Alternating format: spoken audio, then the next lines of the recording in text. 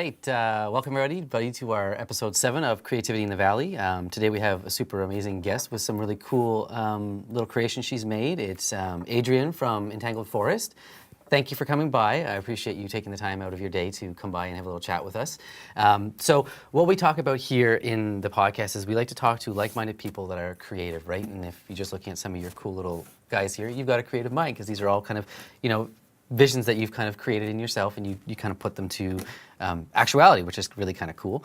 So we're going to start off with asking you kind of about you and how you kind of got where you are right now. So that's going to be the first question. Tell us a little bit about yourself. Well, I've been creating since I was about 5 years old. I started with hand sewing and I sewed little dresses for my Barbies and little costumes for them, and I made, I didn't have a Barbie house, so I used suitcases and shoe boxes, and I made all sorts of weird stuff. Yeah.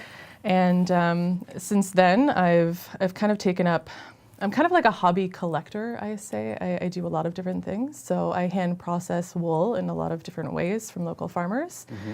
And I dye it and I turn it into felted pieces. I also spin yarn, and I knit, I crochet, I embroider, I make dolls, I do all sorts of things. So anything that involves your hands, you pretty much do, Pretty right? much, yeah. And I've tried so many other things. Like I've done stained glass, I've done clay work. Like I like to try out new things and challenge myself. I think that's mostly what it's about. So you actually get the wool from like local farmers for your Most of it, stuff? yeah. And then you dye it yourself? Yes. That's kind of cool. Yeah, and it takes actually a lot of work to wash it. Like the wool is very greasy. There's a lot of lanolin in it, which makes it sticky. Yeah.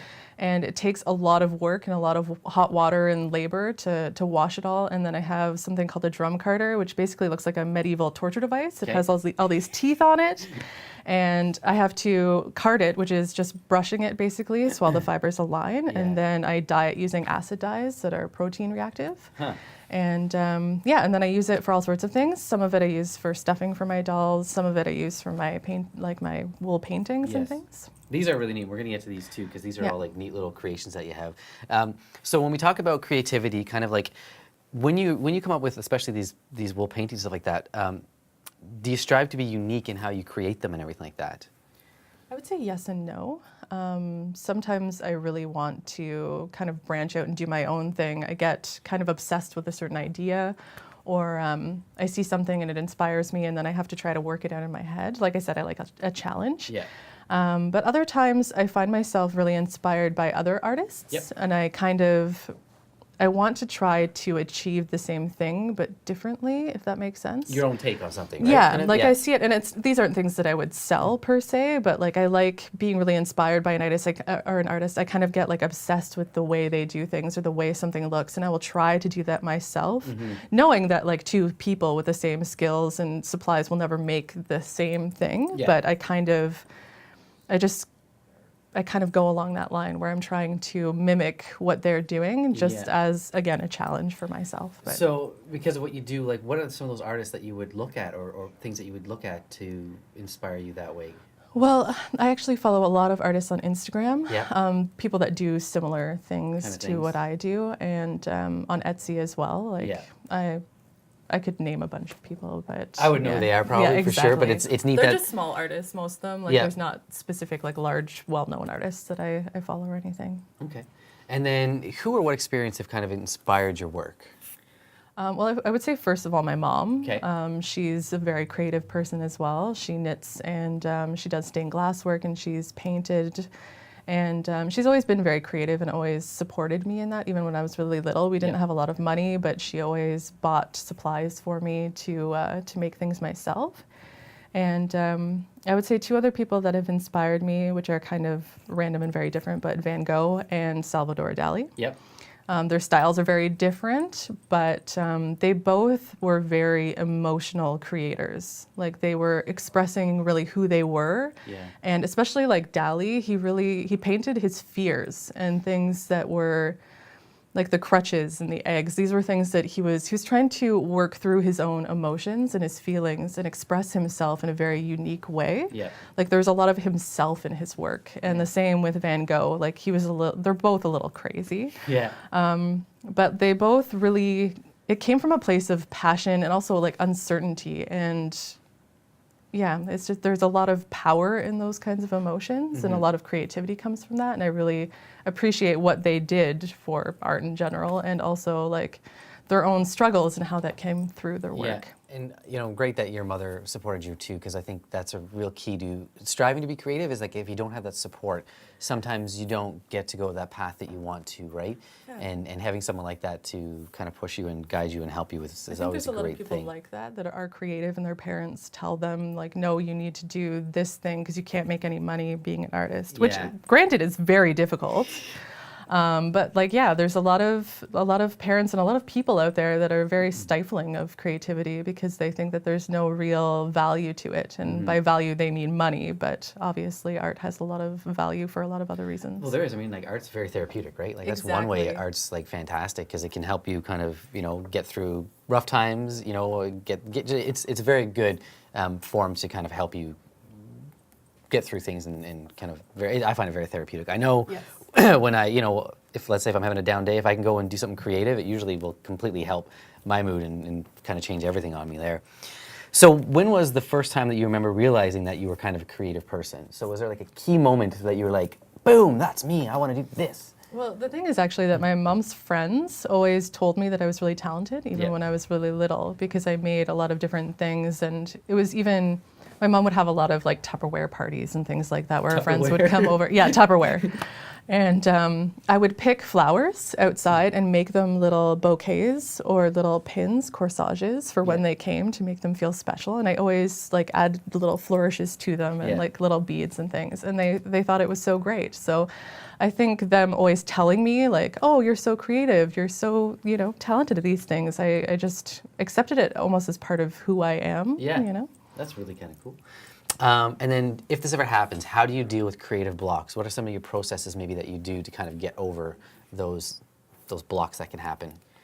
I think I have a couple ways of trying to do things. Usually like I have a lot of ideas that I write down that I want to get to. So if I'm having a block, I try to pick one of these things and try to work through it. Yeah. The best way is just to put your head down kind of and get through things, even if you're feeling not really interested by it. And I think another way is to, I get a lot of inspiration on Instagram and Pinterest and things like that. Sometimes I just need to try something completely different and then come back to what I was doing before. Yeah, Pinterest is a really nice place to go to get inspiration, I think sometimes. It is and it isn't, because it's kind of a vortex of time suckage. Yeah, it just sucks you in and you just keep on. If I'm going to go on Pinterest, I need to know that I have like an hour that I can waste there because you're going to go on and just become sucked into it. Yes. It's really difficult to pull yourself away sometimes. So true. And then do you have anything that you do to get yourself into a creative mindset? Be it like listen to music, watch a show? Like, is there anything that you kind of do to just really kind of kick that into kind of fifth gear? I kind of always feel creative or the need to be creative. Sometimes like if I need to do something, like I need to work on something, I will dance, put some music on and dance around, kind of get my energy out, and then I can focus a little bit better. So dancing. Yeah. That's kind of cool. Dance it. It's silly dancing. I don't really know how to dance. I'm not a good dancer, but I kind of just like dance around all silly like, and that usually makes me feel better. I don't know. Makes you feel better? Yeah. And I don't know if you have it here, but do you have a favorite creation that you've maybe made or anything like that? Like, is there something that you're like really like, this is awesome? I feel like every few months I have a favorite. Yeah. Like I make something, I'm like, this is the best, and then I make something else, and I think that that's the best. Yeah, but you kind of want that, right? Like, you're kind of you're learning and you're gaining more knowledge that like in every couple months, if you're doing something that was better than before, that you're kind of improving and getting better at your craft kind of thing. That's true. Is there anything here that would be one of those, like maybe in your felt paintings or anything like that? I don't know. Yeah, well, that is one of my favorite pieces. I think also it was one of my worst pieces in the sense that I got very frustrated with it as I was working on it. Yes. There's like 1,200 French knots on that, which are all those little bumps. I don't know what a French knot is, so explain that to me. A French knot is a little fancy embroidery knot. Okay. That all the bumps in between the flowers there. Yes. But they take a really long time. So I had this vision of how I wanted it to turn out, and that took an absurd amount of time. So, I mean, usually the things that take me the longest, I feel the most attachment to, or the most proud of, because I've invested so much of my time and self into them. But, and it's fairly simple, but it did take me a really long time. So do you draw these out beforehand at all, or is just like straight up? A lot of the time I just like I go with it. I just wing it. So it's painting with wool. I have a studio in my basement, and I get out all my supplies. Sometimes I'm trying to do a picture I've seen on the internet, or I'm trying to mimic a picture from one of my favorite felting artists. Yep. The one that she's done in her books that I have. But most of the time I just take it all out and see what colors kind of inspire me at the moment. And I will know if I want to do a landscape or flowers or something like that. And I just kind of wing it. I didn't know about felt art, honestly, until you came and you kind of pulled these things out, because I honestly thought it was like just these little characters that you make, that I thought that was like all you did. But then you brought these out and I was like, that is really cool. I mean, you got like little, I don't know if I'm gonna bring this one up there, but like there's little sheepy guys here, and they're like sheepy sheep, like, you know, like they've got like the little sheep fur, and like that's from a sheep. It's a blue-faced Leicester, which is a different breed of sheep. Really kind of neat. Yeah, and it's made completely of wool. It's just wool. And there's like that one has sparkles. Yeah, this one's got sparkles. Can you see that one? That one's really kind of neat too. And these are like, I don't know how you paint with wool. I mean, you've got the dye and everything like that. So like, is everything stitched and like, I don't know. Wet felting involves hot water and friction. So you're a lot of rubbing? Taking a lot of what? A lot of rubbing? Yes. Okay. Yeah. It takes a lot of elbow grease, which people don't know. Like, I teach classes on these, and people don't realize that it's an upper arm workout when they come. I'm like, expect to get wet because it's very messy, and expect like to be sore the next day. And people are like, what? It's crafting. Like, what are you doing? But yeah, so I dye the wool, so I usually mix it up to make the different colors. But you lay out fluffy wool onto a bamboo mat, and you create the pictures using little tufts, and these are locks that I dyed myself. Locks are just long pieces of hair, from the sheep. And then you put a netting over top, and you get it wet with really, really hot water. And the hot water, it opens the fibers of the wool. Like, there's scales on the wool that open up with hot water, and the friction makes them interlock. So the scales kind of join together. And that's what makes like an actual like piece of felt. So most wool felt that you've seen in your life is made in the same kind of process, but with big machines at a mill. This is more with like elbow grease. So it takes about 40 minutes to do the initial felting, and then you roll it. So you roll it up in the bamboo mat, and you roll it about 200 times. And that shrinks everything down together. So they actually start out much larger. So they shrink about 30%. So you make the larger picture, and then by the time it's finished, this is what it looks like. So this one I haven't actually done any needle felting on, which is usually how I create like the sheep and things like that. Like, I've used my barbed needles to add those on after. But this one's it's just been wet felted, and that's just the way it looks. So that's really kind of cool. Yeah, most people don't know what felting is, but it's actually our oldest textile form. Really? Yeah. Because again, it's thousands of years old. Didn't know. So now I want to ask some questions kind of about Entangled Forest and all your little creations and so on and so forth. So how long have you been creating? Like, how long has Entangled Forest been creating and selling the product and all that kind of stuff? I've been working at Entangled Forest since 2012. That's when I just had my daughter. And a friend of mine gave me a needle felted fairy for my wedding. And it was really beautiful. And I was like, what is this? I've never seen this before.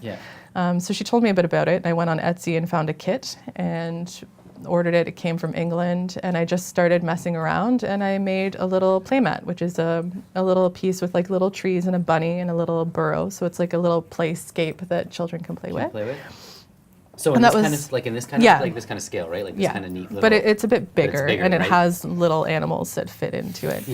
And it was actually the first time that I've ever tried something and naturally been talented at it. Like, usually I have to try really hard to like build up a skill base, and there's a lot to learn initially, but needle felting is pretty simple. It's just sculpting basically with wool. So you're rolling the wool and poking it with a sharp needle that has barbs on it, which entangles the fibers. And that's actually how I came up with the name Entangled Forest, was you're entangling the fibers when you felt, and I was making little forest playscapes. It's like a little play on words, right? Yeah. It's actually, it's very, when you think about how you do your process, it does make, it's a very smart name. Yeah. So the next one was kind of how did you get you start, but you just explained how that all happened. It happened with a friend of yours giving you this cool little felt thing for your wedding, and then just kind of being like, oh, that's cool, let's kind of get into this. And then is there anything you're working on right now? Is there anything new or exciting that you're trying to work on right now for Entangled Forest? Well, right now I'm actually working on developing a few patterns to be sold through my Etsy site. So I've been making little felt donuts that are actually pin cushions because they're really cute. Yes. So I'm working on a pattern for that. And actually large donuts are really in right now. I don't know if you've known that or realized that. I haven't seen that. Yeah, they're really big. So especially like in Australia and on Instagram and stuff like that, people have these like huge donut cushions and like donut buntings and just donut everything. So I'm jumping on board. Yeah, so I like donuts. I think, Brian, what we have to do is start shooting donuts. That's what we need to do. Donuts need to go in all the pictures that we're doing going forward. So everything. that's it. I went to Walmart the other day and they had shoes with donuts all over them. Okay, and I was like, it's catching on here. Donut craze. It's happening. So get ahead of the craze. Get ahead That's of it. the best way to do it. So think of like how to do a shoe with donuts now. Oh, that'd be a messy Fancy shoot. donuts especially. Yeah. And then again, you've kind of gone into this got the donut. Hold on, we got to bring a donut here because we got a donut here. Look at that. We got a donut here. We got a donut. There we go. We got a donut. That's actually a pretty good looking donut. You know what? That's actually. It looks pretty edible. That does look pretty good. That's awesome. I can't believe you bought a donut there. Oh, I like donuts. Now I want a donut. That's the hard part. Well, yeah, making donuts and not wanting to eat the donuts that you can't eat because those are not edible donuts. But yeah, the other thing I'm working on right now is trying to develop my own signature doll, which I have over there. But which one? Do you have one that you're working on? Yeah, it's with the really long hair. The long hair one? Yeah. Brian, do you mind getting me that long hair doll right on the top there? Thank you very much. So yeah, I'm working on developing a doll. This is my first prototype. So she has a really long, fairyish hair. Yeah, and her eyes are needle felted as well, which is a bit different. Like it's not a very common thing for a doll. I'm going to continue the interview like this now. This is how this is. I'm going to try this. Okay, so keep a straight face while I'm doing this. I don't think I can. Keep my head hidden. Yeah, no, I can't do it. I just couldn't keep a straight face there. Yeah, so her name is Luna, and they're going to be Luna dolls. They're inspired by like the phases of the moon. The phases of the moon. Yeah, and some of them will have fairy wings, and some of them will be like fawns and things like that. I know really, like mythical creatures. that my daughters would absolutely love these. Like I already know that. So we're gonna have to talk about that afterwards. My daughter's tried to keep it a few times, and Yes. I think it's hard for her that I make so many cute things, and she wants to keep everything. Yeah, she's like, I want this one. But mommy, if no one buys this, can I have it? She's like, you got $85? Fork it up. Save your allowance. You can buy one for mommy. And then, we've kind of also talked about the process for your designing your projects, and we've kind of already gone over how you go about doing them and everything like that. So what kind of got you into the doll part of this? What triggered that? I think it was because I found someone on Etsy that makes these really cute doll patterns, which are what these ones are made from. Yeah. And her shop is called Ginger Melon, which is really cute as well. Name, yeah. But yeah, she has like hundreds of different designs. And I saw them and I was like, oh my gosh, I have some felt. I really want to make some of these. So I started making the animals, and I couldn't stop. I was like, I really like crafting cute things, I've discovered. Every time it comes out, I'm like, this is absurdly cute. I want to keep it. Well, if I want to keep it, other people will probably want to buy it. Yes. And then I kind of tested out selling them last year at Christmas craft fairs. Yep. And they went really well. Yeah, a great time of year to do something like that. Yeah, exactly. Absolutely. So they kind of took off from there, and I just bought more and more patterns. And then I started making larger dolls, and then I wanted to kind of go on my own path from that. Yeah. Now that I've had some experience with making them, I wanted to design my own. That's cool. Do you do classes for this stuff as well, or just for the felt? Mostly for the felting. So Just I for the do felting? needle felting and wet felting classes. Yeah. I do quite a variety of classes, but yeah. That's very, very neat. And then kind of what tips would you have for aspiring crafters? So people that kind of want to go down this path, is there something that you'd be like, this is why you want to do it? I would say to be true to yourself, Yeah. like Polonius says in Hamlet. do what makes you feel happy instead of what you think will sell to other people. Yeah. Because a lot of the time we want to turn our talents into an income that we can, you know, if you're a one-income family or if you're trying to do it full-time. Yeah. People often kind of sacrifice their own desires and passions for what they think other people will like. But really, you're not going to enjoy it, and it's not going to stick. You're not going to stick with it if you're not feeling inspired by it. If you work from a place of your own creativity and your own passion, that will come out through your work, and people will want to buy it because they'll see you and your passion, and they will recognize that and realize that it's beautiful. Yeah. That's a great answer, actually. I love how you answered that, because that goes for any kind of form of art, I think, is if you're doing what you love and you're doing it how you love it, and it's your product that's really coming out of it. People will see that, Absolutely. and they will love it as well. Yeah, absolutely. I agree 100%. And that's really kind of all the questions I have. I think, you know, you've got some really cool little creations here. I mean, again, I didn't know you did all the other stuff. It was just the dolls that when I first saw them, I was like, hey, that'd be really neat to kind of talk about that, but you do so much more than just the little dolls. And so, do you know, for the dolls, like what's a price range for, you know, some of these dolls? Luna's expensive, I'm going with, right? Yeah. Yeah. Yeah, especially because she will have a lot of accessories with her. Yes. But some of the smaller dolls are actually quite affordable. Like the little animals, the little bunnies are like $25, Yeah. which isn't much. They take me a while to make too. Some of the, like these ones are $35. Some of my felted. How much is the donut? The donut is $10. Okay. That's an expensive donut. That is an expensive donut. But yeah, it really depends on how much time things take me and the amount of like work and cost that goes into them. But you also have to price things for the market Yeah, too. absolutely. You right. can't charge like, oh, this thing took me 40 hours, so it's $500 or something.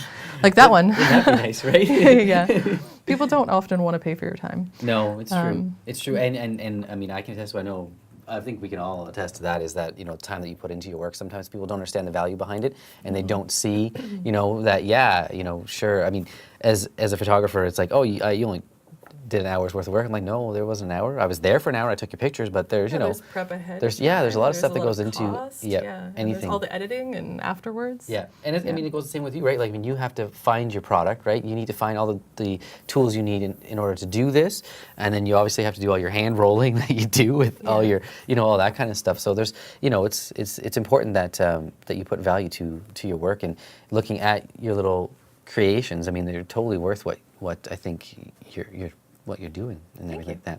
So where can people go to find this stuff? Where can they shop? On Etsy. Etsy? Is mostly, yeah. Do you have like do you have like a Etsy like? Yeah, it's etsy.com/shop/Entangled Forest. Okay. I'm also on Instagram Yes. at Entangled Forest. Yes. I have a Facebook page, and I do a lot of local craft fairs and Yes. stuff. I used to be a part of the Deep River Farmers Market. Okay. But I'm not doing that this year. I will be doing a lot of craft fairs in the fall again, but yeah, mostly Awesome. on Etsy. Perfect. Well, thank you very much for coming by and having a Thank you for having conversation me. with me. Thank everybody for joining us for our 7th episode, and we look forward to everybody coming and joining us next month. And that is it. So thanks, and have a great day. Thank you very much.